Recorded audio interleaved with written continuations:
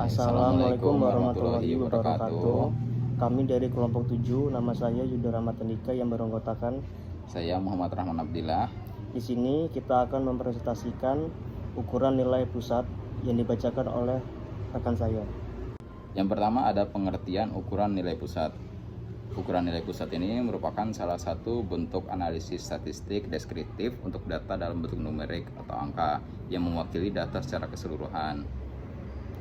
Nah, kemudian ada 3 jenis dari ukuran nilai pusat. Yang pertama ada mean, median, dan modus. Yang pertama, mean atau rata-rata hitung merupakan nilai rata-rata dari keseluruhan data yang ada.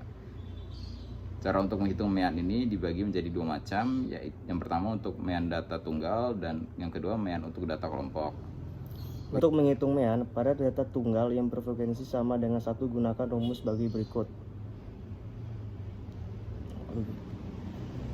Ya, untuk menghitung meannya ada contohnya ini distribusi frekuensi nilai statistik dari nilai mahasiswa. Dari data ini bisa ditentukan mean dari data tersebut adalah 30 dibagi 6 sama dengan 5. Untuk menghitung mean pada data tunggal yang berfrekuensi lebih dari 1, gunakan rumus bagi berikut. Nah, contohnya ada di sini distribusi frekuensi hasil ujian mata kuliah bahasa Inggris dari 70 mahasiswa. Nah, dari data ini bisa ditentukan mean dari data tersebut dihitung dengan 435 dibagi 70 hasilnya 6,21. Nah, untuk menghitung mean pada data berkelompok, terlebih dahulu kita harus mencari midpoint dari data kelompok tersebut. Setelah itu mean dapat ditentukan dengan menggunakan rumus sebagai berikut. Seperti contoh di sini dapat ditentukan bahwa mean dari data tersebut adalah 63,10. Merupakan nilai yang terletak di tengah dari keseluruhan data setelah diurutkan. Cara untuk menghitung median ini dibagi menjadi 2 macam. Yang ke satu median untuk data tunggal dan yang terakhir median untuk data kelompok. Median pada data tunggal, untuk menghitung median data tunggal dengan jumlah data ganjil digunakan rumus di bawah ini. Seperti di contohnya ada di tabel seperti ini. Nah, berdasarkan data tersebut median dapat ditentukan sebagai cara di bawah ini.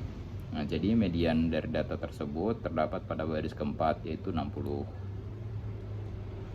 Median pada data tunggal, untuk menghitung median data tunggal dengan jumlah data genap gunakan rumus di bawah ini.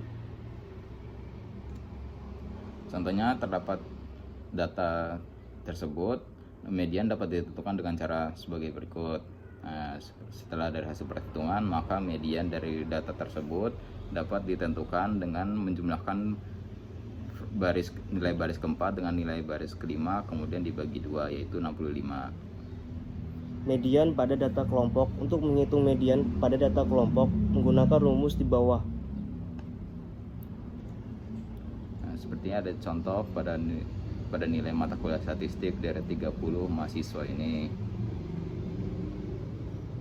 Modus atau mode merupakan nilai yang paling sering muncul pada suatu kelompok data. Cara untuk menghitung modus ini dibagi menjadi 2 macam. Yang ke satu median untuk data tunggal dan yang terakhir median untuk data kelompok.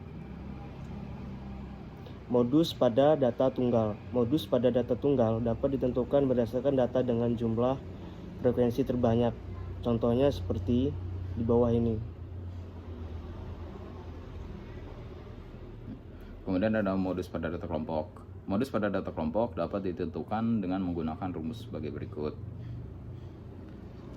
Seperti pada contoh ini dari tabel sebelah kiri, maka dapat ditentukan bahwa modusnya adalah 54,50. Baiklah, sekian hasil pemaparan materi kami mengenai ukuran nilai pusat. Bila ada kekurangan kami mohon maaf, semoga bermanfaat. Wabillahi taufiq wal hidayah. Wassalamualaikum warahmatullahi wabarakatuh.